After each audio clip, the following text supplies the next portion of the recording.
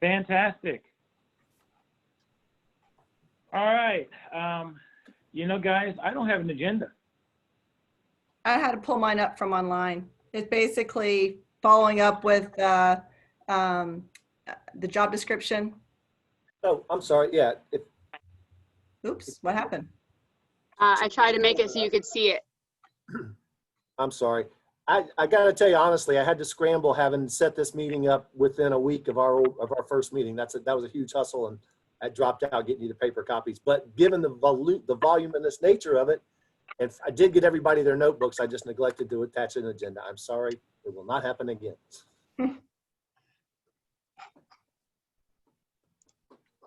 Can everybody see the agenda that I've shared on the screen? Yes, ma'am. Yes. Yes.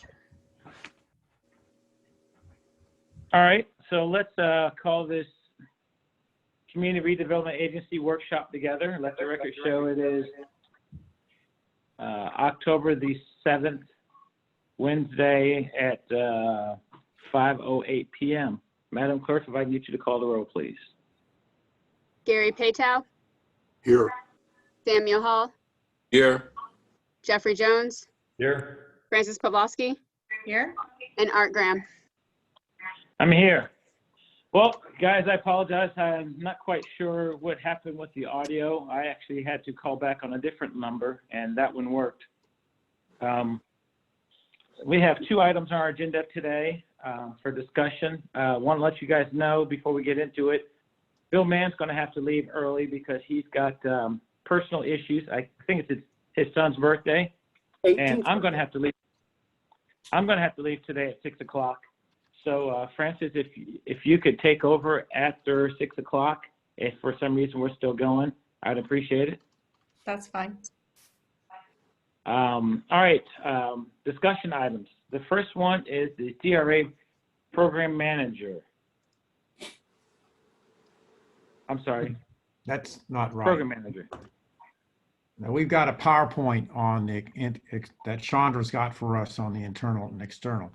Well, the good news is the City Council approved the pay plan last night, and isn't government wonderful the way it works? I have to say the human resources person, Karen Nelson, has been absolutely fantastic.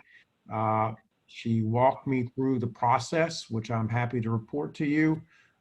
Bill Mann is to have a series of questions in place, and if all goes well, this position should be posted this week in YouGov.com, a special thing that is available to post all job postings in the government for this particular position. We're also given her information to post it with the Florida Redevelopment Association and the Florida Economic Development Committee Council as well. So it'll be in those 3 places.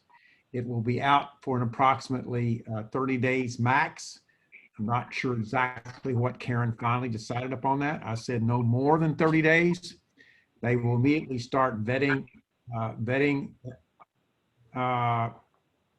applications that come in. There are a couple of requirements that are very important. Any veteran must be interviewed that applies, and this is being advertised nationally to make sure it works.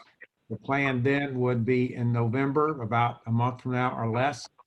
The vetted applications would be in and ready to go for interviews so that a final person could be presented to you the first part of January. I have to say, Karen is an extremely great human resources professional, and the city is glad to have her. The difficult, and she also had to be the one responsible for approving the final job description and putting it in the correct format for the city. And they've had that for a while. Government moves slow, but at least progress is being made. Can I make a brief correction of that, Jim? Our HR director is Ann Muse. Oh, I'm sorry. Karen Nelson is our assistant city manager, though, and together Karen Nelson is the person I started this process with. You are so correct. Used to be our HR director. I just want to make that minor correction for the record. I started this process with Karen trying to figure it out. Then we went to Ann Muse. Thank you. Ann Muse and Karen Nelson are first-class professionals. Let me say that about them. They know their business and how to do it correctly. And Bill, I don't know if you want to add the detail about the slight wording that was changed because CRA administrator is not an actual position that exists right now. Oh, that's, yeah, let me tell the board about that. When we had the several edits that the agency recommended when we reviewed the job description, one of them that you wanted to remove the planning and development director reference in terms of the immediate supervisor. Factually, though, we cannot leave it just to wording saying that the CRA administrator would be the direct supervisor, because a CRA administrator position does not exist within our pay plan.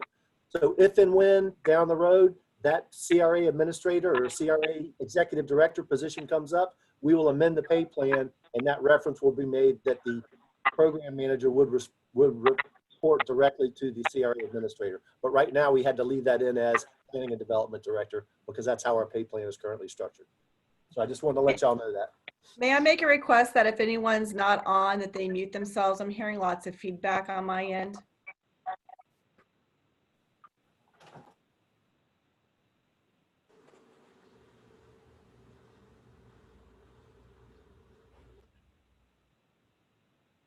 Jim, you still have the floor. Chandra, would you pull up the first PowerPoint, please? The first sheet on our PowerPoint? It's not showing it to you. Hold on. Nope. Oh, sorry. I had it pulled up. Sorry. There you go. Okay, just go to the first page, please, if you would. There you go. I wanted to start by informing you and telling you about a couple things before we get into the external communications recommendations.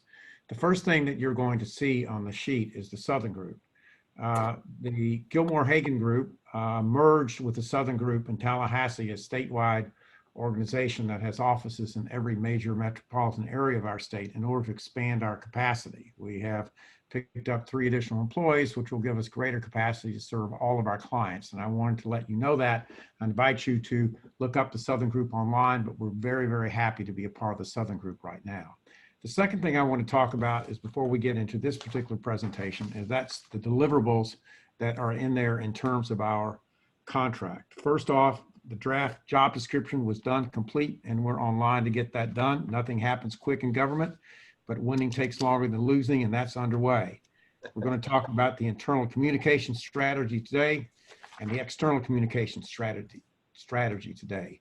We have also completed the incentive toolbox, and we'd like to present that to you, Mr. Chair, and if we can, have that on the agenda for the next board meeting, because that's an extremely important part in terms of, in our mind, what has to be completed in our scope of services is taking that public-private partnership and incentive toolbox strategy and see what might apply, and working with Bill and the city to see what other development opportunities are live and what might be out there to make that work.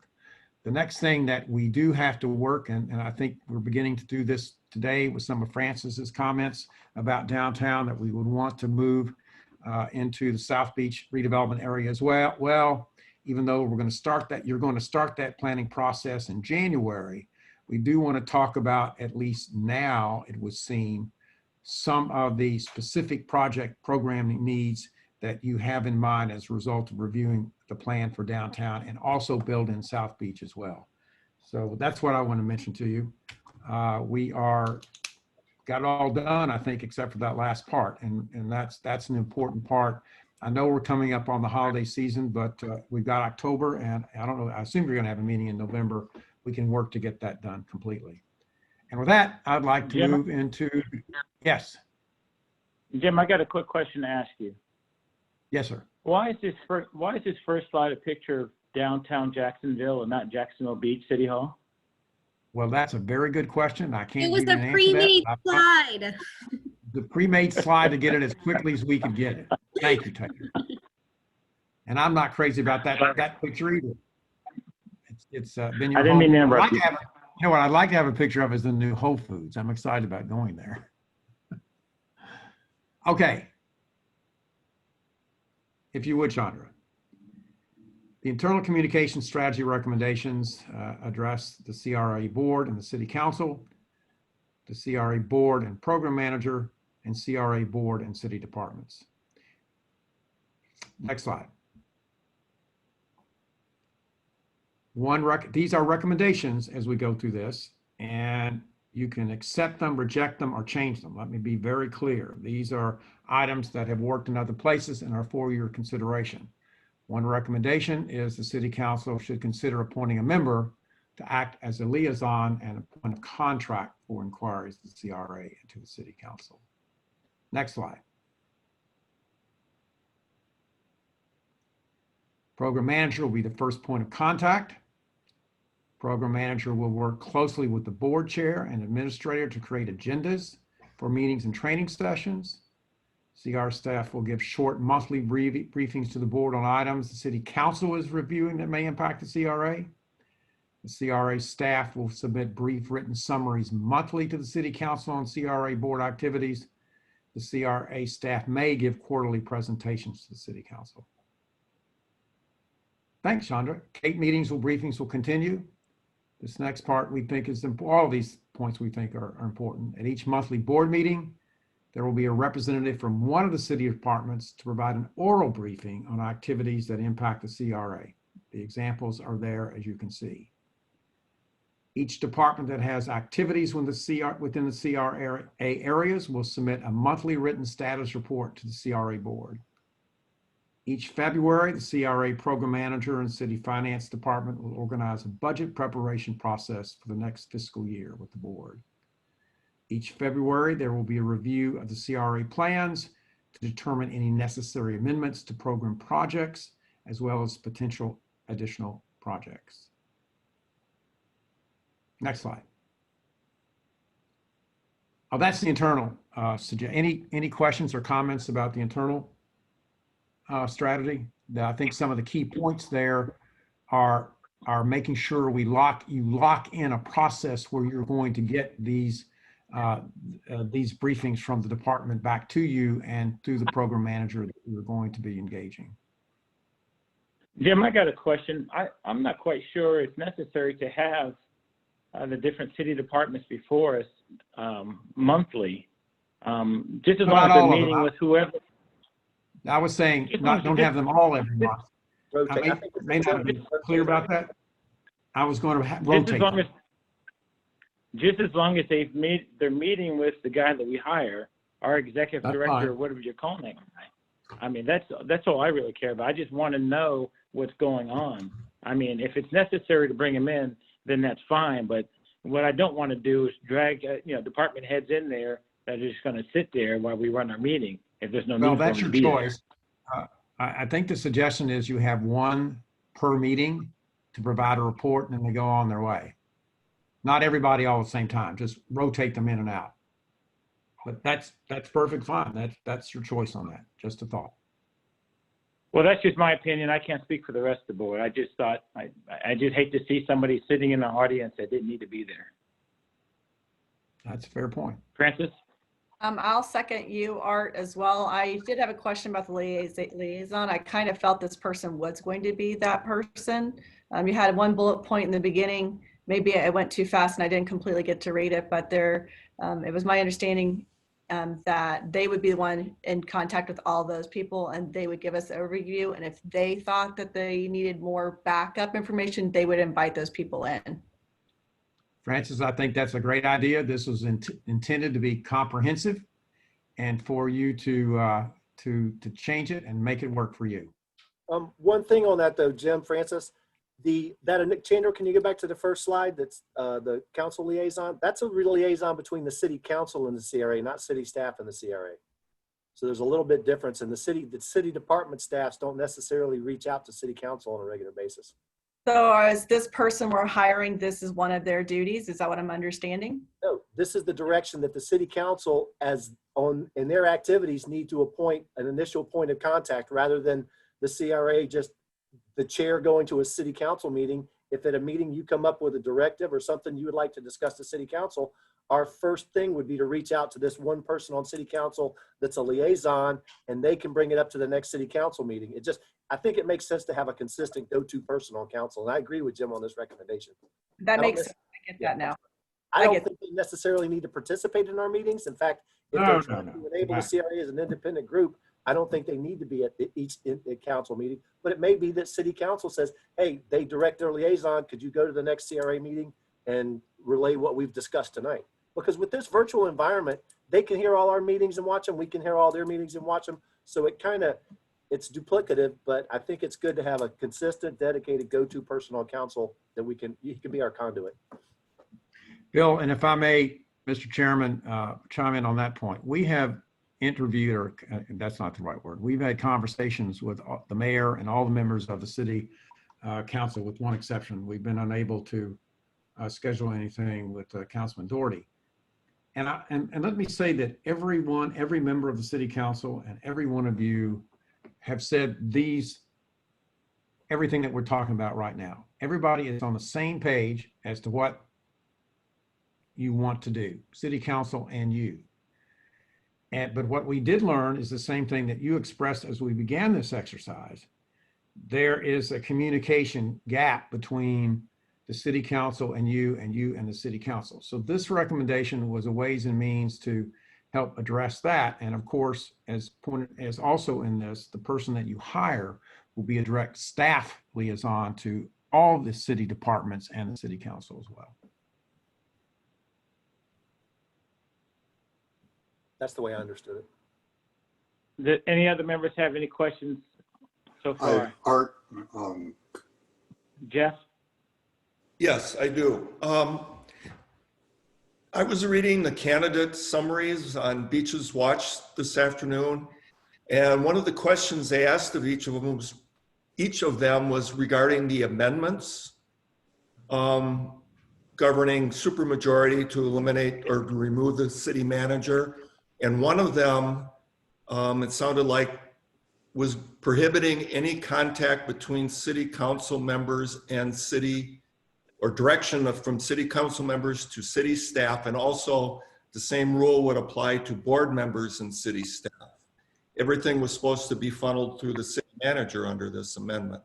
Is that of any relevance or concern? Or am I reading it wrong? I didn't get a chance to look up the exact language of the amendment. I can't answer that question because I haven't read the amendment either. That sounds a bit overreaching. if I may, Art? Garrett, yeah? Just to help clarify, and from what I understand in reference to that amendment, it correlates more with what the city charter already says, and that is that the CEO of the city manager, is responsible for staff. And any direction to staff has to come from the city manager, that city council or board members cannot direct city staff. We can meet with them and get information, but we can't direct them as to what to do in their daily responsibilities. That is my understanding of it as well. So we wouldn't be able to tell the program director to do this, that, or the other?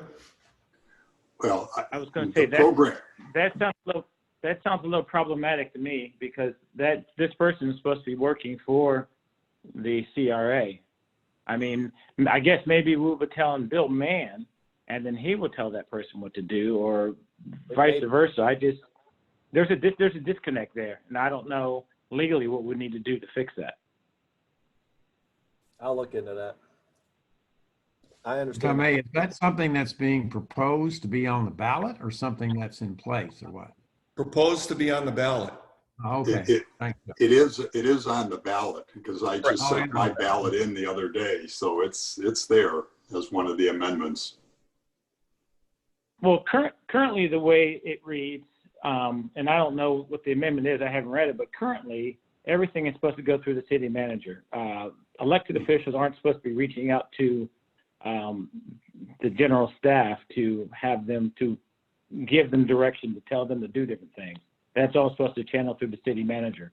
I mean, for the most part, last city manager was fine with you talking to any of the other managers, just as long as the managers came and told them what was talked about, or you told them what you talked about. But, they still wanted to have the open communication. So I don't know how this is going to change things. But Bill, if you would look into that, I appreciate it. Yes, sir, I will. Hey, Art, I kind of, when I read it, just so you guys know why it didn't concern me too much, is since we're not elected on the board and we're appointed on the board, I took it more on lines that it didn't directly affect somebody that we are actually hiring to work with our board. So that's how I read it. But Bill, I would appreciate some kind of clarification as well. Yes, ma'am. Jeff, you still have the floor. That was, Gary, did you have something? I'm sorry, was that directed to me? Yeah, did you have something else? I knew you were answering Jeff's question, but did you have Yeah. something else? The only comment I wanted to make is, I thought the outline of these criteria is right on as far as I'm concerned. I'm appreciative of what Jim and Taylor have done and, concur with the direction that this is going. Okay. All right, Jim, mush on.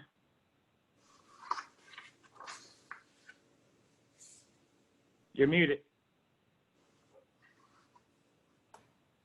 Chandra, if you would move to external, there we go.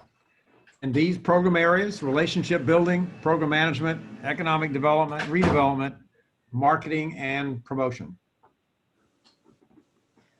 Next slide.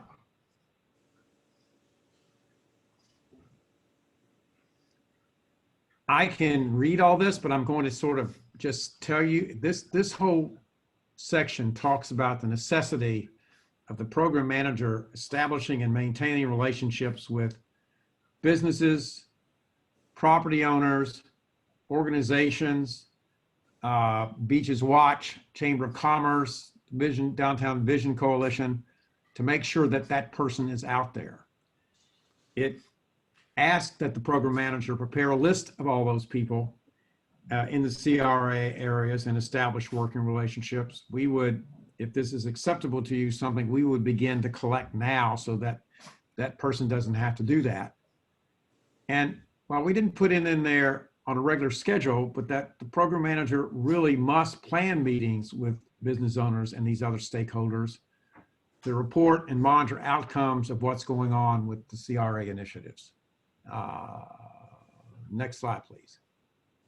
Program managers got to make presentations on a regular basis to discuss the downtown and South End purposes, programs, and policies, and what you're doing. We think it's important for the staff to attend Florida Redevelopment Association meetings just as a way to share and participate and learn what other CRAs are doing. This next one is very important too. We heard this loud and clear from our conversations with you. And again, we didn't dictate exactly when and how often, but we say regular tours of redevelopment areas to record maintenance issues, code violations, anything that's seen, and report violations that the business owners and residents may see that's occurring, and make sure that that person then works closely with Public Works and Parks and Recreation to address the issues. That's important in terms of just external communications and relationship building, because I can recall even walking around with Jeff, and I would think, Jeff, I considered you at that point being a CRA board member, but someone that lives in the neighborhood. And you could point something out, and that would be a part of this person's responsibility to go with you and others to identify those elements and get it back into the proper agency within the city to make sure they're corrected, and then report back to everyone that the job has been done. And I heard that, and this is not just downtown, Gary, this is also true in the South Beach area as well, with points that you've talked about. Next slide. Program manager, first line of contact for vendors and contractors, again, building on what's before, conducting maintenance and capital projects. I consider those contact for vendors and contractors an external relationship as opposed to an internal relationship, although they certainly go together. Now, I know Bill has started on this next one as well, responsible for completing a map of parcels available for development or redevelopment. I think Frances talked about that very eloquently in her comments in this next section, but this is for South Beach and downtown. And then the CRA staff is responsible for outreach to property owners and developers that may have an interest in doing something. And this would be relationship building externally, but then tying back to the planning department. Staff has to be versed in economic incentives available, and we really look forward in talking to you about the toolbox next time. Next slide. Marketing and promotion. I have to tell you that marketing and promotion, I know how to write this because I've seen it, but I don't know how to do it. I'll be the first to say that. But it is important to have a direct and coordinated marketing program for the CRA for your external audience. And your external audience is everyone that we talked about before, but more importantly, it's everyone. And it's the residents, the business owners, the tenants to know exactly what's going on. And those marketing materials will have to be developed. And you've got the downtown branding and marketing section for the business plan. Amended to redevelopment plan is needed to implement its goals. You've got a wayfinding signage plan. You've got an art plan. That's all about marketing and promotion. And this again is downtown and South Beach. And the program manager would work with the city's communication director to consider creating social media accounts. Everyone is doing Twitter, Instagram, and Facebook. I'm not sure how that works because I would depend upon my wonderful colleague, Taylor, to talk about how you twit Instagram and Facebook, because I'm not one of them. I like Facebook because it reminds me when your birthdays are, but that's about it. Next slide, please. And that's it. So I would go back to now the external communication recommendations for comments as we move through that document.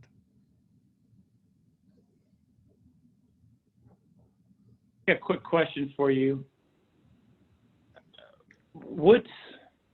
And I don't know the answer to this, I'm just kind of, I guess, thinking out loud so the rest of the board can kind of chime in. What is this person's position interacting? Bill, we don't have Marilyn Matejcek doing downtown events anymore. I don't know who in the city handles that, but how would this person interact with that person? That would be their contact with the special events coordinator with our Parks and Recreation Department, whose name escapes me. Art, that's a great suggestion that we should add that to coordinate and strategically interact with the special events coordinator. We'll add that to this list. That's a great suggestion. If everyone else agrees to it, that's a good idea. Thank you for that. One point in the wayfinding signage master plan, we did call for the design and location suggestion on a digital digital reader board sign that will list for pedestrians primarily, well, and for people driving on First Street because you drive fairly slowly on First Street, but right in the vicinity of the west wall of the band shell, that just is basically a calendar of events, or if it's got holiday stuff like that, it could be incorporated. But that would be a high resolution digital message board sign that just lets people know what's coming up. So I think that's great. Things we need to know and have on the list. Put some responsibility down. Absolutely. I'm sorry. That was suggested specifically by our special events coordinator. That's a good idea. We'll put that special events person in listed in here. Well, I figure this guy that we're hiring should have the pulse of everything, or man or woman that should have the pulse of everything that's going on in the downtown area. So when something's going to happen, like there's going to be an event, they should be able to reach out to their network and let all the downtown people know, this is what's going to happen. First Street's going to be closed, Second Street's going to be closed, Third Avenue's going to be closed, whatever the deal is.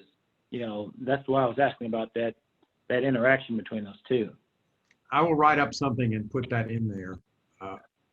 Art, thank you very much for that. I'll add that in there in that section. That's very important. Thank you for that. Any other board member?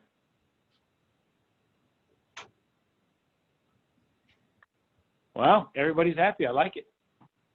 We'll add that to that. All right, Jim. You're welcome. And I would also say that I think, Francis, you're becoming a community redevelopment planner. Your comments in this next section are very well thought out. With that, I'm going to mute myself. Jim, Taylor, thank you very much. Thank y'all. Okay, item B, consolidated downtown redevelopment plan. Francis, are you going to talk us through, you going to bring us through this, or I can. Bill, are you going to take us through this? Hey, Bill. Bill, you're muted. I'm going to defer to Francis since she did all this excellent work in preparing the notebooks. I do have a couple of comments, not objections or criticisms along the way, but just a little input and maybe just a little slightly different point of view on how some of the policies were read, but they're limited to that first 2-page descriptive document, you know, your summary. They're limited to that. The rest of it, I think, speaks for itself. Okay. And I appreciate that because it was a lot of material, and I do apologize to you guys for so much for such a short time frame, but I was trying to wrap my head around how the CRA is going to move forward. If we really do want to take the ball and actually be proactive, I think that we have to wrap our head around these different documents that affect us. So it may be a couple steps back. I thought it was important for us to see where things came from before we even talked about the plan. That's why I put the book together the way I did. My book has a lot more flags in it than yours, so hopefully I don't misdirect you guys, but I'm just going to walk through where I was when we were talking last week in regards to why I'm questioning how we're going to move forward, and we as a CRA should decide if we're going to move forward or ask the council to do joint meetings to create a new one. I will be the first one to say that I have been a person that says, we have a plan, we have a plan, we have a plan, let's get it implemented. Why are things not happening? I will fully admit that that has been me for the past 8 years. And I finally feel like after all this work, which Art, I really appreciate you getting the Gilmore group or the Southern group now involved. I did not have that network, and I appreciate it because the work with them and the work with the attorney has really helped me really get my head around it with the Shepherd group. So just to reiterate and kind of walk through the book for those of you guys, I did just a real quick summary what I said to you guys about those policies bills. You said there was a couple of them that I might have misunderstood, but when we get to that, you just mind just chiming in and telling me what it is specifically so I can get my head around it. So there are still, from what I read, there are still 4 corridors that are the meat of our downtown area. The first tab really truly was just the land code. I know we don't deal with the land code so much in the CRA, but the land code basically is saying, hey, there is a central business district. It references that there is lots of flexibility and that it references our comprehensive plan. That's really what that whole point of that tab is. There's a lot more in there that we as a CRA don't need to know, but it's what the city of Jacksonville deals with. And those were the 2 parts that I personally thought we needed to at least know where it stemmed from. So unless you guys have questions on that, I'm going to move to the next tab. Did anyone have anything on that? Nope, sorry. Just one point about the CBD zoning, and this is not a right or wrong. I'm just telling you experientially. I mean, I've been involved with the CRA in this position for several years, but for instance, the comment about how the Zenith Gallery came to existence. Well, Dix Height even recognized positively the existence of the Zenith Gallery in that corridor. And even though they stress residential development, they also acknowledged even within that corridor, it was going to be a mix of uses. And right now, again, it's not a positive or negative, but how that plan, how the CRA's involvement in the CBD district regulations is, that's what leads you to the RD rezonings. If a project exceeds 50,000 square feet, and this goes back to when we were not courting or not trying to shy away, both Home Depot and Lowe's, we came up with what we call the big box ordinance. And it set a threshold citywide that any project over 50,000 square feet could only be achieved through RD rezoning in the downtown district or PUD rezoning in the south end or elsewhere in the city. So to the go ahead, Jeff. Do you have a question? Well, why don't you finish your thought and then. Okay, yeah. So to date and historically, the extent to which the CRA has had involvement in determining whether projects are consistent with the redevelopment plan is when it's the scale of a project that exceeds that 50,000 square feet. Because the first stop for the RD rezoning is that they need to go through redevelopment agency to determine consistency with the plan. And I'm going to give you a specific point, which is the Pier Point condominium project. The Pier Point condominium project used to be our Ace Hardware. And that's a predominantly residential but mixed use project, and it anchors that 4th Avenue corridor. So the CRA was involved with that. The CRA supported that. So we do have that small, well, that's a fairly significant residential element. And the fact that everybody may have a different opinion that we did not back several years ago purchase the small apartment building across from there is because that's an existing establishment viable residential building number one. Number two, we were way miles apart on what the agreed to price was. So that, I'm just telling you, historically, that's the extent to which the CRA has been involved with review of development plans, whether it's in this corridor or anywhere in the CBD. It's when they trip that 50,000 square foot threshold. So the other issue is Dick Site came up with a set of design guidelines, and we have already incorporated the design guidelines that were Terracell Mary, that was not with Dick Site, that was formerly with Gladding Jackson when they prepared the vision plan. We actually incorporated detailed site design and lot layout standards that were prepared by that firm to replace our old CBD standards for that just said 0 front yard, 0 rear yard, 80% lot coverage. So those two elements have been incorporated, and they are in furtherance of the vision plan. But I just want you to put that in context of what you feel going forward we may have not done or have successfully done in the 4th Avenue corridor. That was my only point. Question? Yeah, go ahead, Jeff. Just so we have a common understanding, a lot of talk of corridors and then street, uses along a street, like First Street. What happens at the intersection? That new bar that's currently unoccupied, that's on First Street, and it's on the Pier corridor. What governs, or does it have to meet both, or is it the street address? Well, as I said, currently, because it's way below that 50,000 square foot threshold, it's a permitted use in the central business district. It's marketed as a restaurant, not a bar, too, just so you'll know, because they had to get the seat count up in order to have 4 COP. But it falls underneath that threshold of the 50,000 square foot building. And at the time it was developed, it was not included in the Zenith Gallery property. They were independent properties. I don't know if that were all to be redeveloped today. I would imagine that entire block would exceed 50,000 square feet. So that would become a CRA opinable development project, but they just happen under existing zoning. And because it's part of the mix of uses in that corridor, I don't feel it's necessarily conflictive. I don't think the residential corridor means it's going to be nothing but residential down that block. So Jeff, if I can interject as well, and maybe Bill can tell me if I'm not misunderstanding these documents. And this is why we're having this discussion, because we can't really move forward if we don't all have a full, firm understanding of it. It's my understanding that those corridors technically fall, and I will say up front, there was no official zoning. There was suggestions in the downtown area. I never found anything that said, yes, it must be this. It's just suggestions. And then all that land code and the comprehensive plan says we have all this flexibility. It's just suggestions. And there's a lot of people I've talked to who are adamant that it was zoned.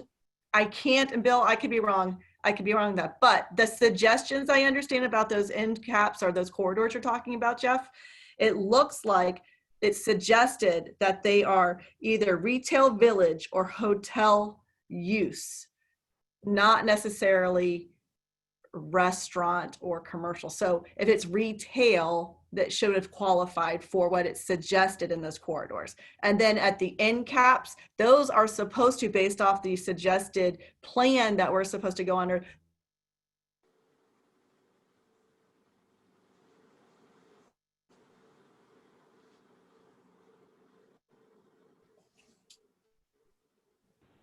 Well, that's not good. It's just you're frozen in time.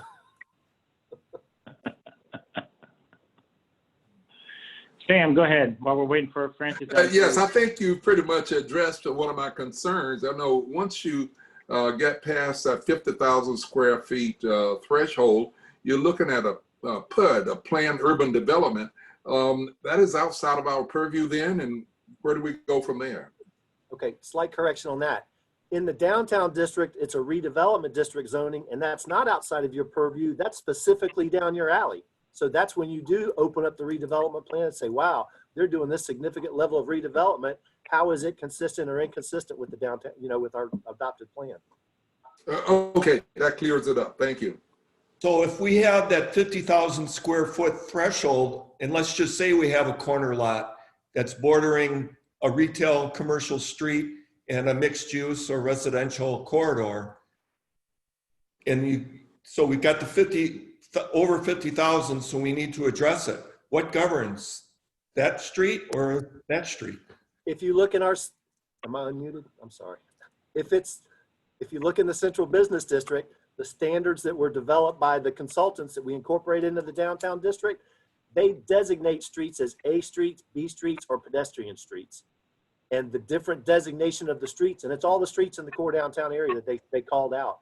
That dictates on that particular street what the treatment is. And it deals primarily, hey, if you're going to put a garage on an A street or a pedestrian street, you've got to have it. You've got to have the first floor cladded or camouflaged with leasable space at least 30 feet deep. So I'm sorry, I don't know what I missed, guys, but Oh, sorry. I got back on. Jeff was just asking. All of a sudden, Go ahead. all I'm of a sorry. sudden you were frozen, so welcome back. It Jeff, wasn't did a he answer great your question? screenshot. Jeff, did Bill answer your question? I guess. So in other words, basically, we just consider, it sounds like it's up to us or up to the developer to come up with the use, and it's not governed. It's But still one within the street or broad the range of permitted uses in the CBD, Yeah. but when it comes up to the CRA, if it's a project that has different street frontages, it has to go to the CRA. But still in the background, the CBD zoning will tell you, hey, this property is on a, and I can't tell you off the top of my head which streets are what, but First Street's a very sensitive street. So that's one of the streets that if you put a multi-story structure, and realistically any multi-story structure going forward in the immediate future will have parking on it. It has to, because we have to preserve our background public access parking. So it's just telling you on those certain designated streets, you have to have this element on the first floor. But it doesn't tell you what you have to have on the upper floors. It doesn't say that commercial cladding needs to extend through floors 2 and 3. It may be that somebody says, hey, let's put some workforce housing on the second floor and third floor. And then you've got one building that's providing a mix of use. So. Okay. And then that was one of the reasons, sorry, I logged out for a second, but that was one of the reasons, Bill, when we were talking, I was just generalizing the discussion for today about the RD rezoning.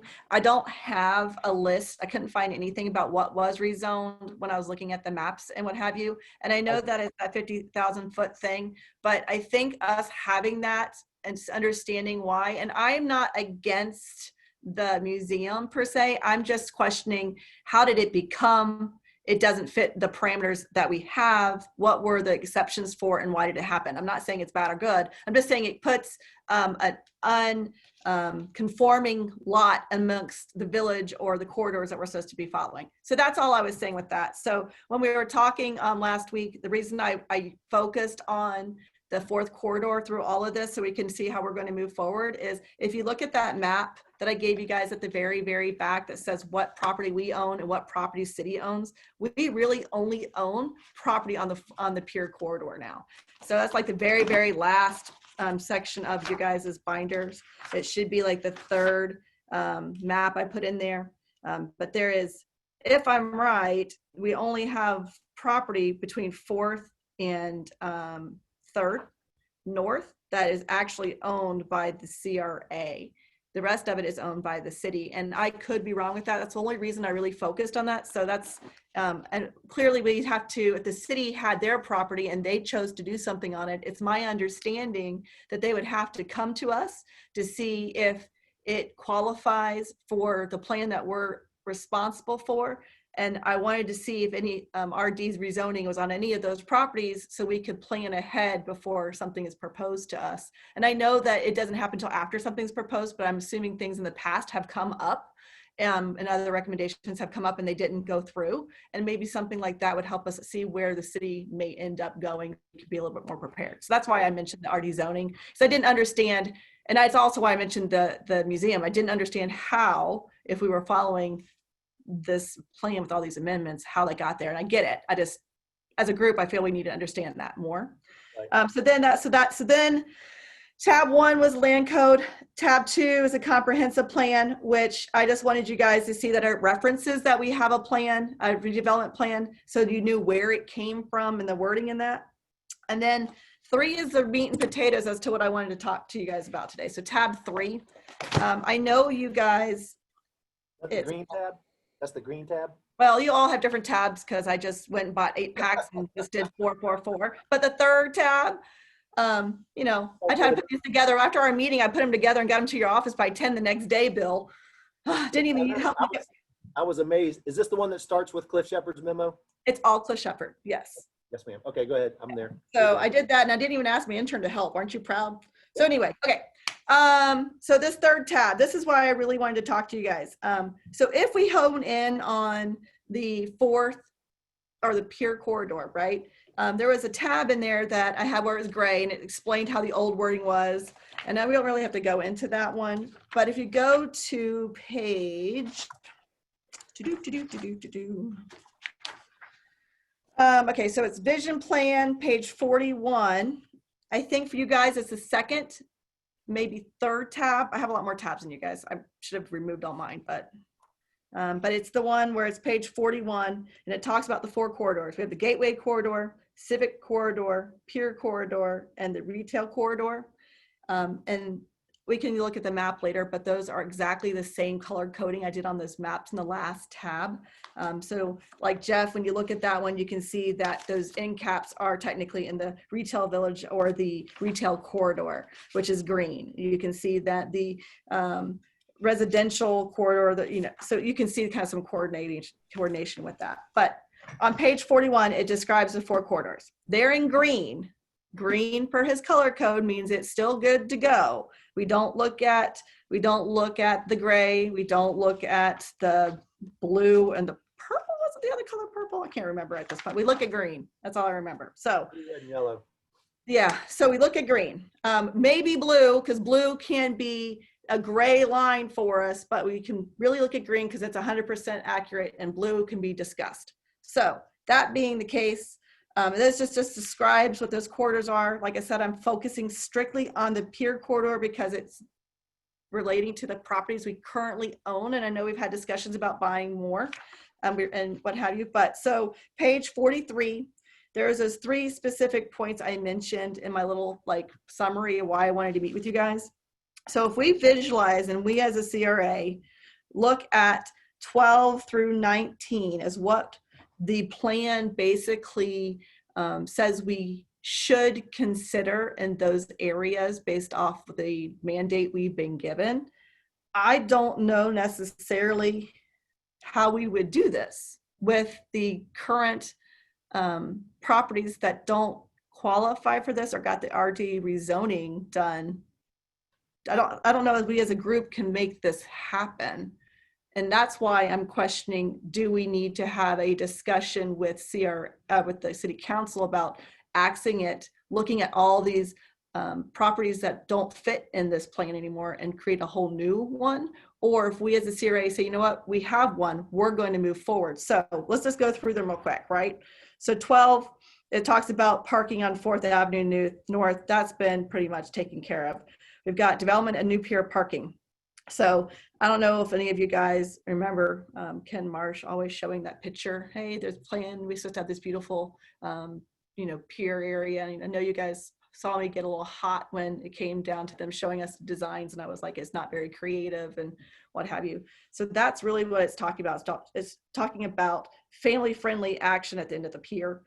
We can help direct that, but we don't own that property. The city owns it. So the city is the one that's going to direct what they want there. And we just get to say yay or nay because based off this plan. So that's something we as a group should discuss, how that's going to be addressed with the city, because they can do all the plans they want without consulting us until they present it to us and we say, yes, it fits or doesn't. So I'm not sure how we as a group feel about that.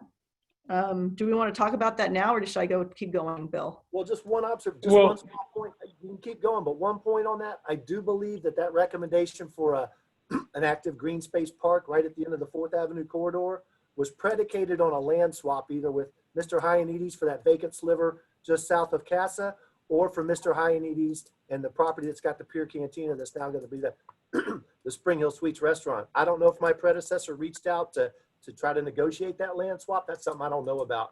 But I do know that that was part of it to get the critical mass to have a park setting. Because right now, the park setting could only take place within the limited 4th Avenue right-of-way, and that happens to be the main vehicular access to the pier. So Right. that's why Dix Heights going along with the existing framework of the parking lot versus, I think, what would have been an expanded area for development. That's Right. just my observation on that. Okay. Yes, Art? Francis, I think you're limiting yourself. My impression of what the city council wants us to do, what I thought our marching order is basically to control the downtown area. So it doesn't matter if it's CRA owned or if it's city owned. They're going to take our recommendation. I mean, that doesn't mean they have to approve it, but any projects that we want to propose before the city council, I don't think it matters. Just as long as it's government owned, it doesn't matter if it's owned by the city or the CRA. So then how do we go about doing that process-wise? Because we as a CRA have never proposed use to the city for city property. Like, we've never said, hey, city, we would like to commission some drawings. We would like to put some ideas in place and present it to you. How do we go about doing that as a group? And so we can decide if this is something we as a group want to move forward with to propose for next year, or you know, at least have on the capital improvements for the next 4 to 4 years. Like, Right. how do we go about Well, doing we just finally got to the point where actually we're not even there yet. We've been reactive this entire time. We're trying to be proactive. And I think part of our proactivity is bringing on this program manager that we're talking about. That program manager actually reaching out to, you know, either entertaining different developers coming in, you know, being pie in the sky, coming up with ideas that they'll come and bounce off to the board. And then we can come up with some kind of a public-private partnership or something else along those lines. We can kind of work out some of those details and approach the city council about that. I mean, I think that's what we're trying to get to. We're just not quite there yet. So then, if I can extend that question out more, maybe for Ken, and you guys, I'm sorry, we're kind of having this debate and you guys are there, but so moving forward then, Bill, so are we able to address our budget moving forward for us to do preliminary drawings for capital improvements we want to propose to the city who owns property? Yes, ma'am. And this goes back to the succinct but very broad list of CRA powers that Denise May presented to the CRA while she was still of council with the city. That's one of the things you could do is commission studies. And we can try to get a range, and Jim probably has a good handle on the range of what kind of estimated prices we look at, and you get a consultant to come up with some concepts.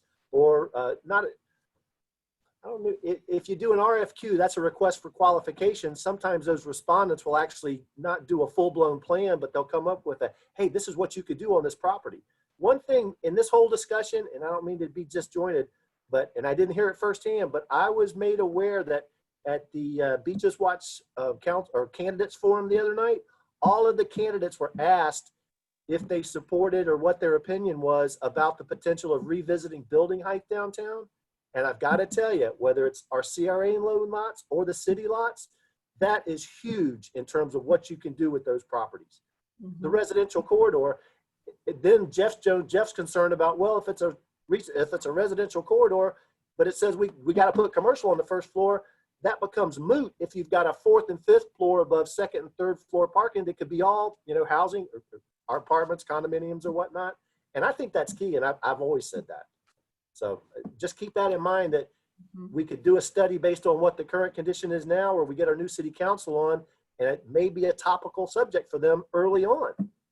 And I know who I'm speaking to when I say this too. So it's kind of coincidence. I just realized that. I'm like, oh yeah. But I think that's part of the conversation, and I wouldn't pull that plug too early until we get a read about what, and it's got to go to a vote of the people. It has to be a referendum vote to revisit that height gap. And if they say no, then at that point it'd be appropriate to say, okay, we're at 3 stories. What realistically should we plan on being able to do at 3 stories? Does that make sense? Yep. So here's what I would propose to the team, which is what we are.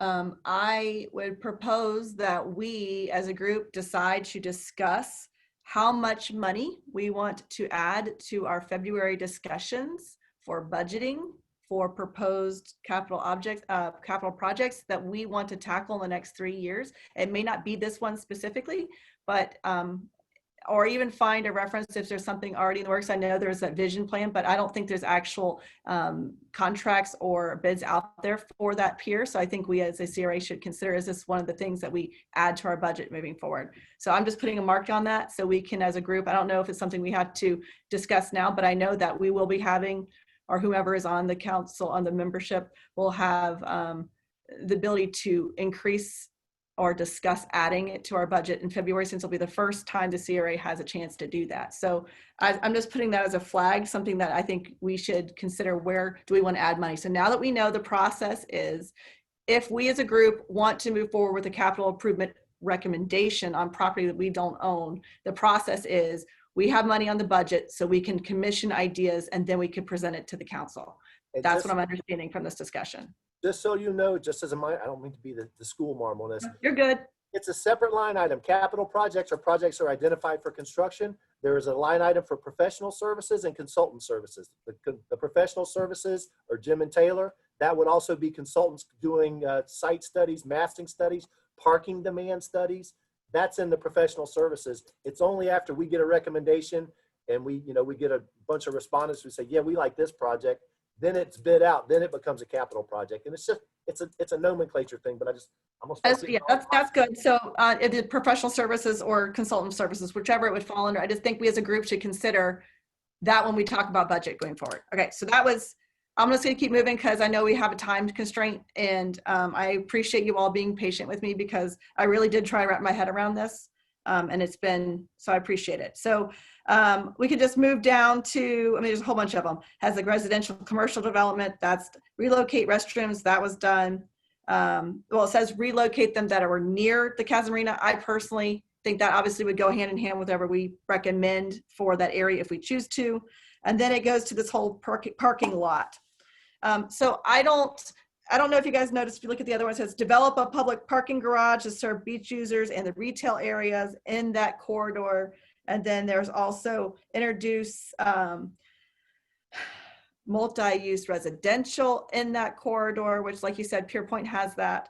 And then there's also introducing a roundabout, which I personally think our roundabouts are a joke, but that's beside the point. So, but make it to where it can calm the traffic. So there's a lot of ways you can calm the traffic by utilizing and redirecting cars.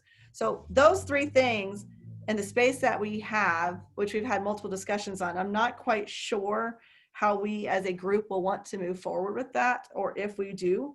But if you visualize it, if you're like standing on 3rd Street looking towards the pier, we have the lot on the right-hand side, which is 4th and 2nd, which is the flat lot now with the police station, or police substation in it.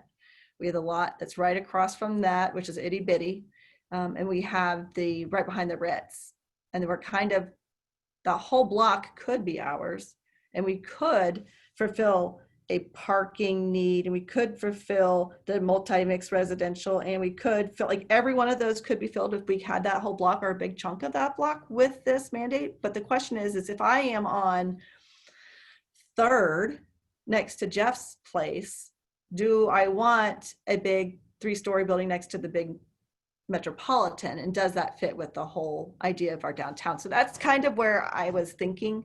And the other last point before I open up to you guys is if you look at the comprehensive plan, there is a section in there that I think needs to be reworded or addressed for us, because a lot of people I've talked to about the pier parking keep harping on how the wording is it's not as convenient if it's across the street. So that would be something we as a CRA would have to address too. Do we try to incorporate parking at whatever we do at the pier? Or can we convince people that moving across the street and providing safe passage across 1st Street by removing cars from it would be just as convenient? So that's why I wanted you guys to talk with me today, because I don't know where to move forward. Because if I look at this, I don't know how we're able to accomplish it unless, like Art, like you said, we come up with proposals for other parts of the area. Anybody else want to go? Can I leave one comment Yeah. before? I'm sorry, Gary, but just because I've got to go. I think we need to do this for each corridor and then go back and look, okay, look, we we think we've decimated each one of these plans enough that maybe we just need to come up with a new plan and use the elements that we haven't decimated. Or contrarily, we think that's still got enough teeth, and then maybe you want to consider revisiting the threshold at which new or redevelopment projects come to the CRA. That would simply I would agree with that would require a land development code amendment just to drop the ceiling for what requires RD rezoning. And that manifest puts it under the CRA's guys as the initial development stop. And I would agree with that, and I would hope that we would do that. And that's why I wanted to have the talk, because I personally would like to find out if the rest of the group thinks that what we have here, that we can visually see how we can move forward with it, because I know we all want to move forward. Now that we know there's going to be a process for us to implement and push ideas to council. Like those two things were in discord for many, many years now. So now that we know the process and how to propose moving forward on projects on land we own and not own, and now that we have this, I would like to know as a group, how do we move forward and what ones are we going to focus on first? That's what I would like ultimately at the end of this. Okay, I'm gonna sign out at this point, and I Okay. think Art, you have to leave. I'll leave it to the chair. Just formally sign off the chairmanship to Francis if you do have to leave, Art. Thanks, y'all. And I've got this. I'll have the YouTube. So Happy birthday to your not son. leaving. I'm just leaving for now. I will hear this first thing in the morning when I get into work. So All y'all have a right. great night. Bye, Bill. So Art, Jeff has before got a we- question, but Yeah. I got to leave in about 6 or 7 minutes, but Jeff has got a question first. Of the pier parking lot on this convenience issue, how many, is all of the parking there subject to that standard, or is it a certain number of spaces that have to be there to be convenient? Bill's always said we had to keep the same amount, but if you look at the original plan, that we're obviously, my office building is where parking was supposed to be, so clearly my building is one of the ones that doesn't comply, but they were able to get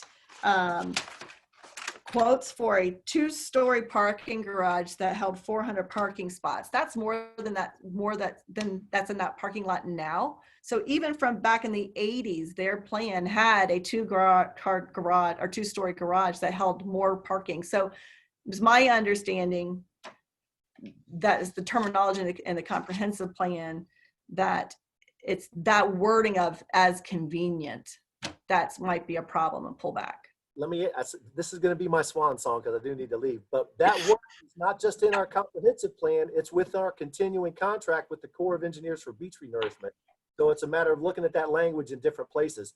The intent is to not decrease the amount of beach access parking, because otherwise the Corps is not going to participate in renourishing our beach, because as much as it is for cladding, coastal hurricane cladding, it's for residential recreation. I mean, we're Jack's Beach.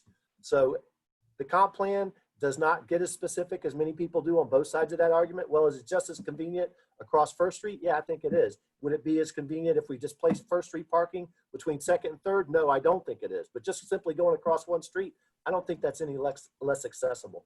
That's my profession. Have we What was done that any contract? research on that, or has anybody done any research on that? Corps of Engineers requirements? No, sir. And we also have it, I believe, in the coastal management element. We have it that we won't diminish it. And we actually came up with that policy in our comprehensive plan to support beach access for our residents and for visitors. And then I think the Corps just picked up on it and said, yeah, well, we want to include that as one of our mandates, but I don't know the specifics of that. We can look into it though. Okay, because if we're limited to across the street, and I don't think, the parking garage and the Ritz lot, I don't think is a good idea. And if we rule that out, then to do anything with the pier parking lot, we have to have basically a first floor parking and then 2 floors above that. Well, a first floor of parking, and because of our new standards, the first 30 feet of depth in that parking on the first floor has to be some type of commercial space. And then the 2nd and 3rd floors may be purely commercial. That may increase beach access parking at that location and may allow us or whoever at that point to decrease the amount of parking in the Ritz lot and put it out for commercial development. But we're kind of hamstrung on what we can do with the pier parking lot property if it has to provide some parking. Yes, sir. And you are, because that is one of our big sources of beach access parking. If you're going to relocate it, you can't relocate it too far away. As convenient. Yes, ma'am. Are those things subject to negotiation with the Corps of Engineers? I don't know. We'd have to look at it in the comprehensive plan first, and I think we would reach out when we do a proposed, if an amendment to the comp plan is proposed to address that policy, I would think we would informally reach out to the Corps of Engineers to see if it compromises our ability for future beach renourishment. Because Takes a lot of time when you're working with the feds on something like that. Keep that in mind, Jeff. I'm talking about everybody a knows lot of time. All right, Bill, have a good dinner with your son. And I know, Art, you got to go too. So it's up to you how you want to move forward.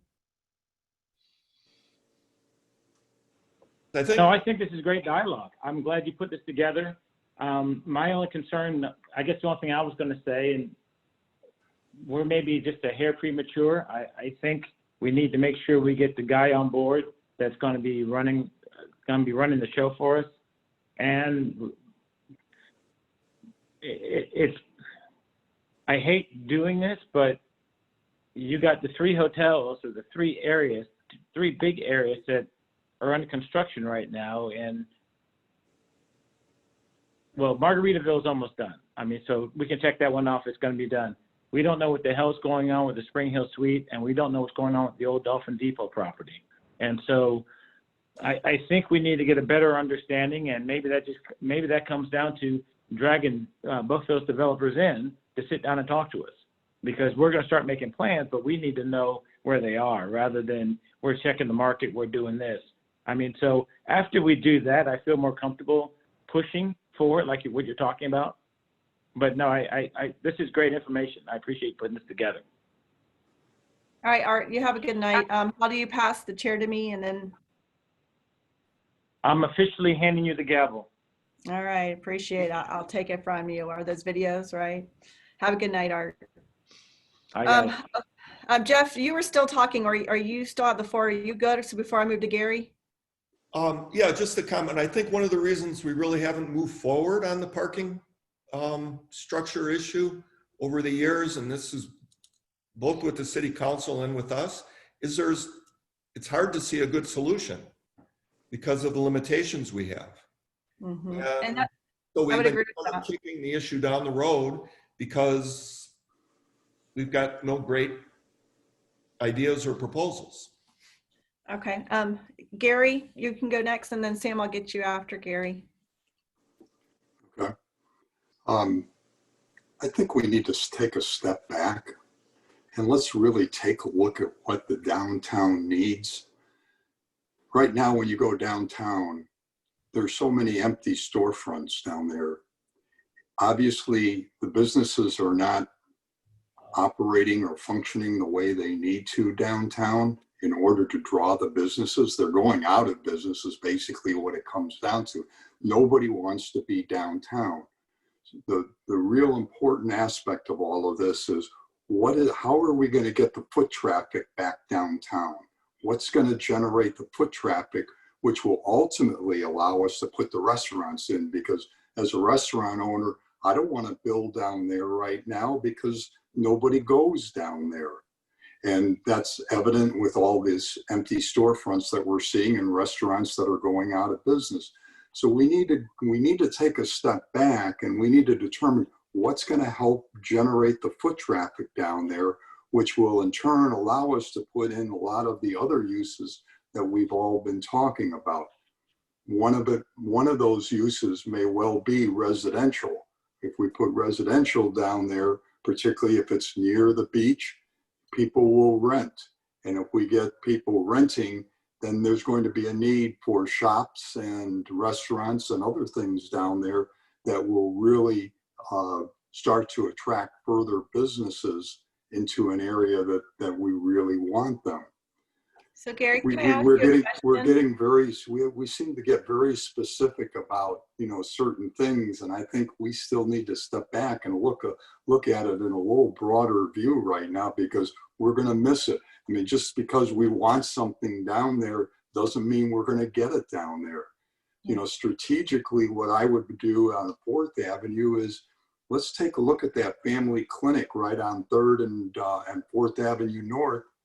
And let's see if we can purchase that piece of property. If we can purchase that piece of property along with the parking lot that we have, and then on the other side of 2nd, we've got another lot, there's something that we could really create in that corridor that would fulfill the vision that's in these documents that we've been talking about. But right now, we've got to think a little bit more broadly than specifics. So can I ask you a question just to extend that out further, if you don't mind? So,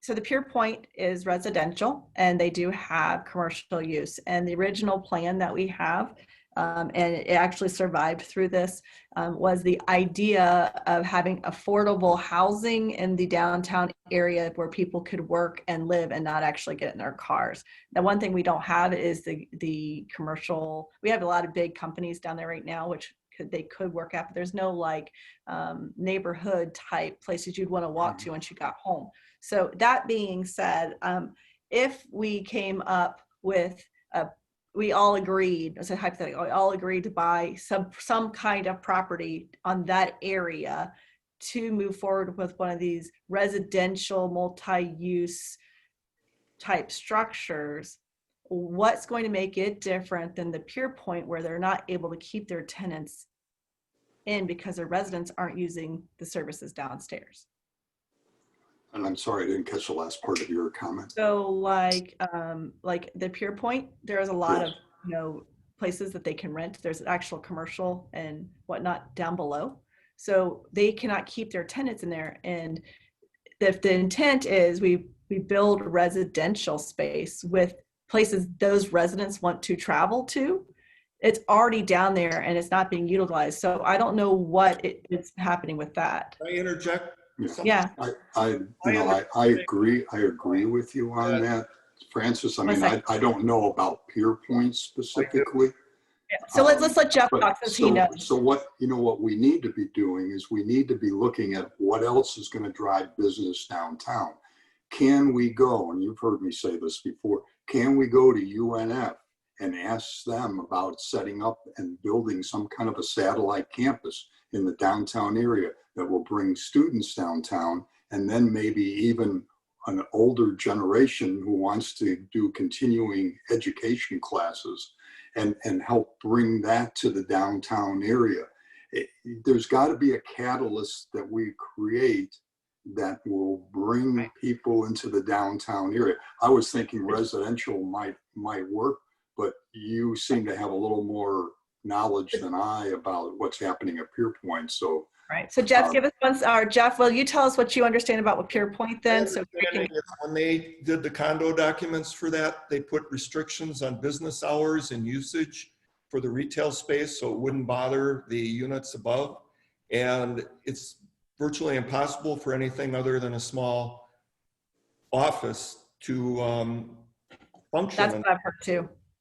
So that being, so there's the problem. So so there's two things I want to address for the two of you guys, and this is just from my experience, and I'm not trying to speak for the group, but I'm just letting you know from what I've experienced and what I've learned over the years. So Jeff, I've heard the same thing about that area. It's very hard. They can't even keep a coffee shop because they make too much noise. So that is a problem, and that's part of the problem of us doing private partnerships, private-public partnerships, because there's no way that we can make sure that the rules for those who are supposed to keep the community in the downtown area and the shops in the downtown area and open. I've asked I asked the old city manager, and in the past we've talked about us being landlords, and I have been told point blank that we never want to be landlords. So then to me, what's the solution to bring in businesses if we're not in charge of being able to make sure those shops are opened at a reasonable rate so they stay full? I don't know the solution to that, but I think that is the only way if we are going to do a multi-use to have some kind of control over those rules to keep those stores open. So I will say that with you, Jeff, as far as that. For Gary, I don't remember you saying anything about the school. It's a neat idea to do something like that. But the problem with the big catalyst or big, what do they call them? Jim, you may be able to correct me, but I think they're called anchor stores or anchor development. So if you have the anchor development, like say the UNF bringing students downtown, whatnot, the problem is parking. So here we are again at the parking discussion. We have to discuss what are we going to bring? How are we going to supply parking for that draw and still keep it convenient for people who want to go surfing? And if we're looking at what we own now, the only thing we can do is that little strip on Ritz, unless we can convince the city by proposing something to them. So I'm good with that. I'm very happy to hear that we have a process to ask the city and what we're going for. And I'm very happy it was verbally said that we should probably address increasing our budget so the people on CRA can say, hey, we're going to have these professional services going forward because we want to propose and do these drawings. So for those two, that's how I feel. I feel like we need to discuss, is it a catalyst that we're trying to look for and are we going to just the parking? Or is it going to be the residents, and how are we going to make sure that the multi-use aspect stays open? Does that make sense? Well, I'm not sure I follow you on that because the whole discussion starts with trying to get an anchor group in there. And that just is the beginning of the discussions. Whether you need parking or not becomes part of those discussions. And then the decision becomes, is this something that the CRA develops, or is this something that you're going to force onto the developer or the anchor group to do? It's all part of a development agreement that needs to be structured and put together. You know, we're not even at the tip of the iceberg here to be able to discuss that at this point until we identify somebody that really is So an Gary, entity that we feel comfortable with, that we would like to have downtown. we recently did go through this process with the museum. The museum, yes, it may not qualify underneath our purview, but it's there. It got that as rezoning. Okay, so it's there. We went through this process, I want to say 6 years ago, when he said, I will come, I will buy property, I will build these villages, and I will have these nice restaurants that require valet parking, because the kind of clientele that I'm going to bring to the downtown area will want us to valet them. I need a place to park them. It's that kind of developer and that kind of discussion that, for me, solidifies that you need to have parking as our infrastructure for whatever we choose to do. If we choose to do residential or choose to bring in an anchoring group. And that's what I think we as a group have to decide, what direction do we propose, because no big group is going to have the discussion. And if we know we want to go this route, logically, we know parking is going to be an issue. We know we have, so we need to have a pre-thought to what are we going to do to get there. So when they ask us, we have a plan before they get to that negotiation point. That's all I'm saying. So underneath that purview itself, and based off this plan, I agree we need to either buy property so we can make it more, buy property and make it happen. There's really no other way to put it. Or we need to say, you know what, we need to revamp this and go to somewhere else other than fourth corridor, to one of these other corridors, and propose it onto city's property. And to do that, we need to increase our budget. That's all I'm trying to get at. So I guess the first thing for us, and I don't know if Jim, you have any thoughts on this or not, but maybe from this point on, I mean, I can go through the rest of it, but I think that we are on to something. I think that we're on to the fact that we know we're gonna have to increase our budget, but we have to hone in on what it is before February, guys. Like before February, we have to decide which direction we wanna go and what corridor we wanna go. So I don't know necessarily the right way to go through that process that you might be able to direct us on. Francis, if I may, and I'm hearing, and you are correct, you need to have a robust professional services budget, period, to do many of the things you're talking about. Parking, land use studies, market demand. I'm listening to this today, and as I like to tell each of you and have told you, I don't do instant grits, but I'd like to process this and come back to you and recommend to you next week a list of potential professional consulting services that you could use. And maybe there's money, you could get started on it right away, or at least a process to get it started right away, so you don't have to wait. Because I've heard each of you say what I'm about to say. The market drives it all, and it's the public sector's ability in that redevelopment agency to help the market drive itself and provide the market the tools and incentives necessary to make it work. And I say that because when we talk about the incentive toolbox, you're going to see lots of strategies that come into play, and that's about parking and everything else. So land use, the studies are there. We got to come back and let's say make sure it works in terms of the market with the right type of professional consulting services that make it attractive for private sector capital investment. And that's what I'd like to think about and recommend to you some professional services that can help do that. And you'll do that by next month? Oh, by next week? Yes, absolutely. Right. Absolutely. So then I would like, I'll put it out there for conversation. I mean, this is Right. a conversation but this is really necessary. So I would like to put it out there to see what you guys think as far as, so this is one of the reasons I'm pushing this. So I heard from Art and I heard from Bill, and we've been dealing with this for a long time. Yes, it may be premature that I'm pushing this. It may be, but It's I've been pushing it for I've been pushing it for 8 years now. So to me, it's not. And what was that quote you said earlier? Oh, I wrote it down. I thought it was wonderful. Winning takes time. Government is slow, but progress is happening. Yeah. So I think I always say it takes longer than losing, Jeff. oh my God. Yeah, that was what, yeah, it takes, yeah. So anyway, this is what I would like and why I'm pushing this. If we hypothetically have someone finally working for the CRA in January, and we're supposed to have a discussion about our budget for 2022 in February, right? You'll start the conversation, yes. Right. I think we need to, as a group, at least hone in on what corridor we want to focus on and what aspects we want to focus on so that we can start getting those professional services ready to propose to city or ourselves, or purchase land to make those real. That's kind of my thought. Sam, your hand's up, and I'm sorry I didn't. Oh, yeah. What I'm have to say probably is not relevant anymore because we have several conversations since I had this thought. But if we're still looking at the pier corridor, well, it's pretty congested in there between the Ritz and the Tiki Bar. It's just that one parking lot. If we're looking at a parking garage, just by running past there, it seems like we may need to look at an alternative site other than the pier corridor for parking. Now, parking is very relevant. I mean, it's a topic that we need to discuss because it has always been an issue. But I'm just thinking for that particular location, we may need to look at an alternative corridor for that because it's kind of congested. That's just my observation.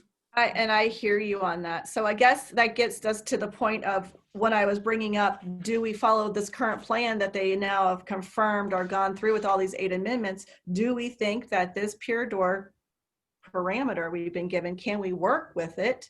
One, and if not, do we propose going to city council and saying, hey, or not just this pier corridor, but can we maybe redirect it to one of the other corridors if it says that we can do parking? Like there's some discussions on other corridors. You know what I mean? Like what exactly do we want to focus on? So maybe for me, I don't know how you guys feel about it. I know we're having a meeting. What was last? Like it's next month. I can doubt Bill will let us like have another workshop before that just because he's so swamped. But what would you guys say if we all had homework and we all found the area or the corridor that we individually would like to see a focus for bringing business downtown, be it school, be it be it residential, be it commercial. Like if we just hone in on the one space, regardless if we own the lot or not, but it's available per city or for us, where do we see our anchoring space and how do we want to focus on it? And we kind of present that at our meeting. Would you guys be willing to do that? Do you think that's something that's productive, or do you think it's something we should do as a group? I'm not sure what you're asking. I'm not sure I followed what you're trying to get. We got the 4 corridors: Gateway, Civic, Pier, and Retail. And if you look at page 41, and then it breaks down and just bullet points through 45, what we technically should be encouraging in each corridor, right? And there is flexibility in each one of them. So I'm saying, do we each then say, you know what, we know that we needed anchoring development. It can fall underneath a variety of different categories. But me personally, I think anchoring would be X and it would go in this corridor. And therefore I would propose we look at this. Or do you think we as a group need to pick one corridor before we say what we would do there? Sam, are you raising your hand? No. Okay. That's a twitch. I mean, I'm just asking how you guys want to move forward. That's really what I'm doing. Like, I'm That's proposing. just a twitch. Yeah, I'm proposing a way to move forward. I may be jumping the gun, but like I said, to me, I'm not, because it's been 8 years in works, and I feel the deadline of February, because if we don't get in on the books within the first quarter, 2 quarters of the year, it's going to be another year after that. So me personally, I'm feeling the pressure to at least move it forward from today's meeting. Like, we've had the meeting, we've had the discussion. I can show you one more thing in here that I want you guys about, but generally I feel like we as a group understand that these 4 pages out of this whole binder pretty much summarizes our focus, and we need to decide if it fits with what we want to do. And I don't know the next step that you guys want to go. Yes, Jeff? I think I feel that we can work with what we have. There's enough flexibility in there. And then I think it identifies the assets, the corridors. As far as the February thing, I don't see that should be such a limiting factor. We just have to generously budget or project what we might need. Okay. I think we've got some flexibility for it. That's just to get a placeholder in the budget so that we don't have to go back and get an amendment later or make a last minute change. So let's just focus on, I think, continue to move forward. I think we need to get the public-private contacts going, because to me, we only got basically the Latham Plaza and the Pier corridor that really have any available land and opportunities. But let's get the contacts going in higher gear to explore whether we can do the public-private. Okay. I hear that. Yes, Jim? Francis, I was going to say, I have to say that you have done a very important mission with what you've done, because one of the recommendations that we had talked to Bill about before you produced this work is that there needs to be some kind of workshop, what I call the green plan, if you will, or the green coded work in Shepard's presentation, because that really is what you started to do for the CRA, to take and think about what that means and then how you decide your focus. And so I'm saying that's a great idea, and you to consider. I don't have a problem, right? It should be recommended to Bill that you have a special workshop, but that's all you talk about. If we put the pictures up and we take a look at it, and we can get together in person again, that'd be even better. To workshop that green plan, because you've done a lot of the work on it right now for us to think about, to come to consideration for that. It's good stuff, and I will come up with suggestions on professional services that you need to have. So, and I had always thought that it should be done before the end of the year. Right. With the new person or not, because that will then, for downtown, that is the launching point, as you said, in determining what you want to do in the next fiscal year and beyond, and see what you can do in this fiscal year. And I do think it would be good for us as a board to be at least focused before this new person comes on, so it's us that are directing them. I agree with you. I couldn't agree with you more. So Jeff, you had your hand up. Go ahead.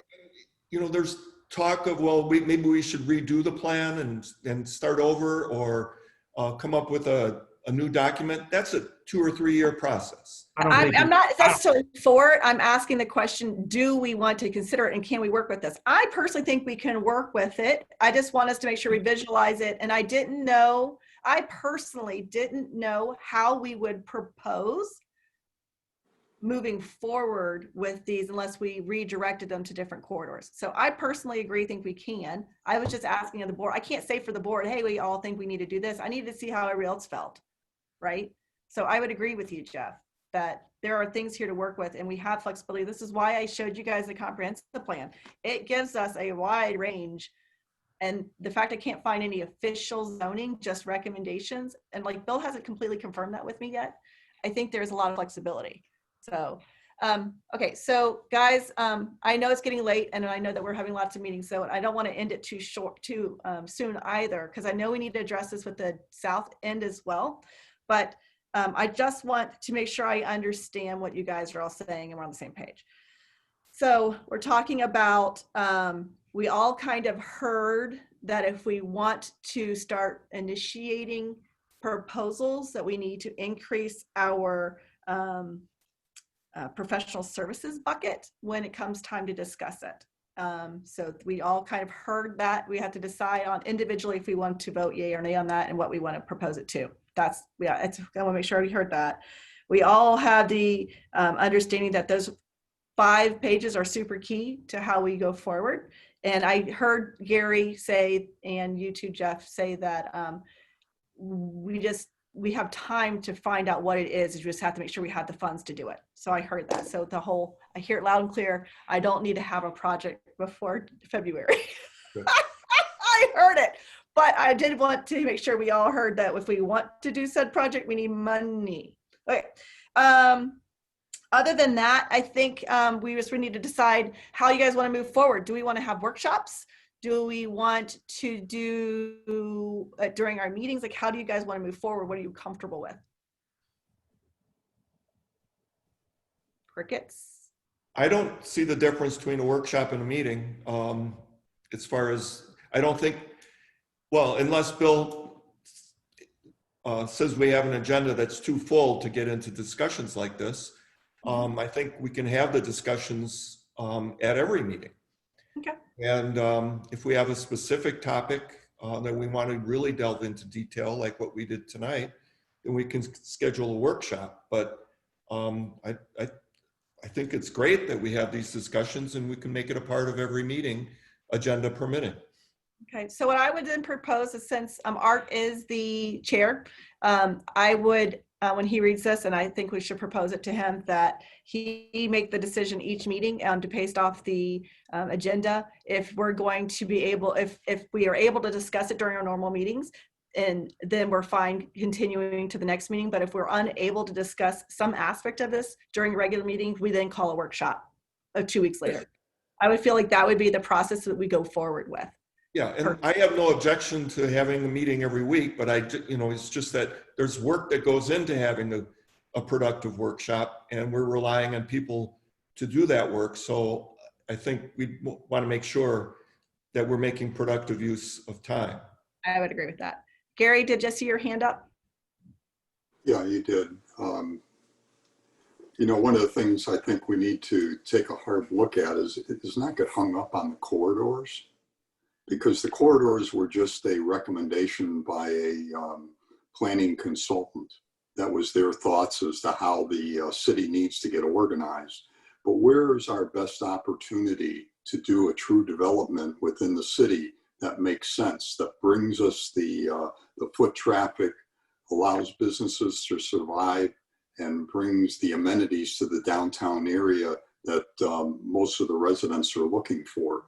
And it may well be that we really need to focus on that area to the south of Latham Plaza between First and Second, because that is a piece of property, and I assume it's city owned, but the city has always said that they're ready to develop that piece of property. There could be a parking associated with it, along with retail and businesses and things like that, which would enliven that whole corridor down through there. Isn't that those are the things that?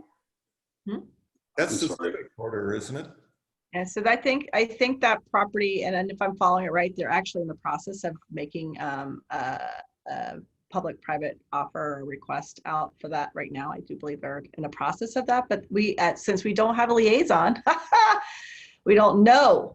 So back to communication. I don't think there's anything out on the street in reference to that. My conversations with Mike have been that it is an opportunity for the CRA to take a look at and to release an RFP on that piece of property and see what we get back. but we haven't done anything in reference to that. So I just don't want to get hung up on it just being one corridor or another that we're looking at.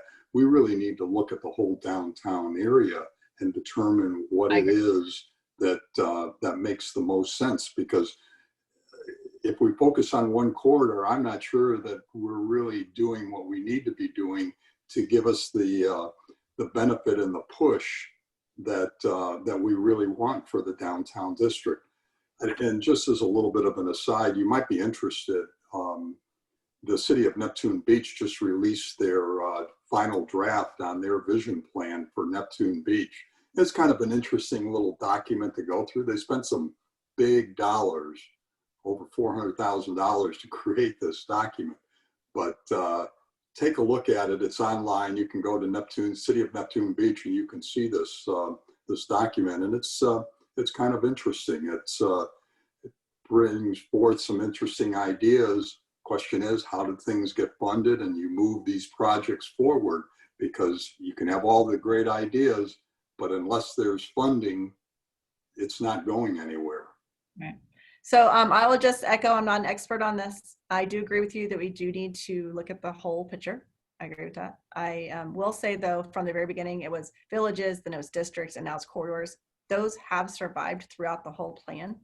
Those are the purview and recommended uses and areas. So yes, I agree with you. We should look at the whole plan, and I'm not trying to focus on, but we do have to stay within those parameters that are for those corridors. So if we're going to talk about development in one of those areas. But I'm not changing that, Francis. I'm not saying that you should vary from it. All I'm saying is look at where the right opportunity is for development.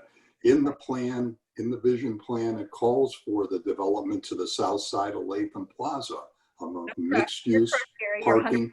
And so isn't that maybe a better place to start than over on the, the Pier corridor?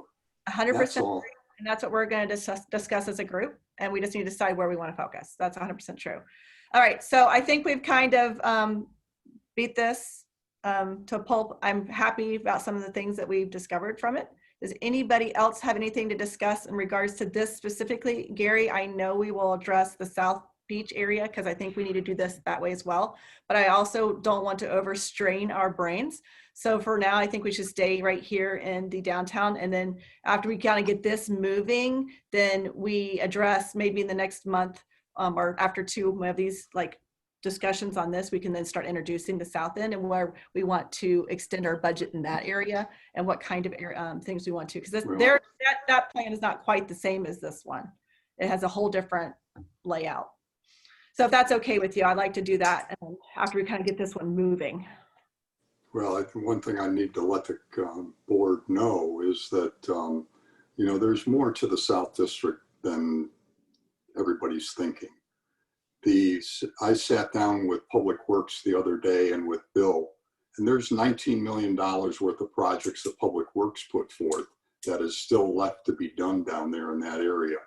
That doesn't include the items that I had put together in the list that I created earlier in the year. Right. And not all of those monies, at least from what I've seen, is in the capital improvements budget. So we have some work to do down there. And it needs to be part of our agenda as we go forward, because we get to February, it's the same thing. We don't want to suddenly be, struggling to figure out what we need to do. We need to have the plan in place. Did they by chance provide you with a detailed bullet point mandate or purview for us on that area? Or they're just basically giving us what's been done and what they've identified as projects? That's what they've done. It's more like a checkoff list than it is like parameters what you can do in certain areas. That's my understanding of it, correct? Yeah, it's more of a checklist is what it is, trying to get from your vision plan of that area and what had been completed and what hasn't been completed. That's the way. Why don't we propose after we have the discussion with Art, since he's not here now. So let's have the discussion with Bill and Art at our next meeting to ask them if in our meetings that we don't have a lot of agenda items, that we spend, you know, half our time on downtown and half of our time in the South Point, and just like switch gears, almost like switching hats, saying, you know, we're going to talk about this for this long, and then we're going to talk about that for the next half of the meeting, and then You might want to talk to Bill, because he did talk about having something on the agenda related to the South Beach District, and I'm not sure exactly. I think he was talking about having Ashley come in and talk about the numbers a little bit more. She was on our list. She was on our list to have it today, I thought, but we've been converting it. I agree with you. Ashley was supposed to be part of it. Okay, it's almost 7. Does anybody else want to talk about anything else or propose anything else going forward? As far as I know, we're basically going to encourage having meetings, discuss these every meeting, and if we don't get to it, we're going to have a workshop 2 weeks after. Right, And that's pretty much the plan, right? right. Okay. I thank you guys. Okay. Jim, did you want to close anything out? Taylor, you guys good? Great conversation. Great conversation. All right. Thanks You're for moving. the job, Francis. Thank you. Let's not stop. Great conversation. All right. Well, guys, I'm extremely excited. I can't even tell you guys, like I'm bubbling that there's progress, and I am hopeful. And that has been a word that has not been associated with me lately when it comes to the CRA. So I am so excited. I can't stand myself. So great job, team. Okay. I will see you guys soon. See you soon. Thanks. Okay. Good night. Good job, Thank you all. Francis. See you all. All right, good night, y'all. Thank Bye. you. Thanks, Chandra. You're welcome. Thank you.